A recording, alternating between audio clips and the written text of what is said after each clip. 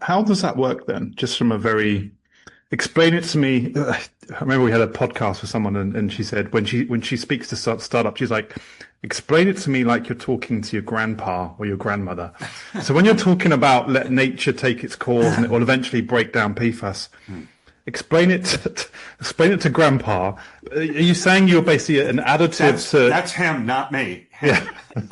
Explain it to the grandson. No. But what are you, how are you talking? So basically, if there's a field and soil and essentially there's, like you mentioned, PFAS is everywhere, are you putting an additive into that soil and that land to supercharge the natural recovery of that PFAS? Is that what we're talking Yeah, about here? yeah. Or, And okay. so the way that technology works, there's a couple different ways that biology can work. Hmm. One way is that they're excreting things like enzymes that are breaking down the contaminant so that they can consume it and use it as a food source. That's one way.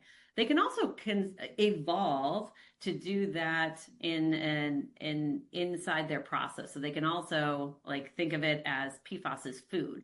So they consume the PFAS. They've evolved to break that down to use it in their metabolism like we would any food source, and it breaks down into inert contaminants. So there's a couple ways that that organisms can work, but basically they're using it as part of their sustenance, Mm. and they're using what's around them. That's what they have. They want to survive.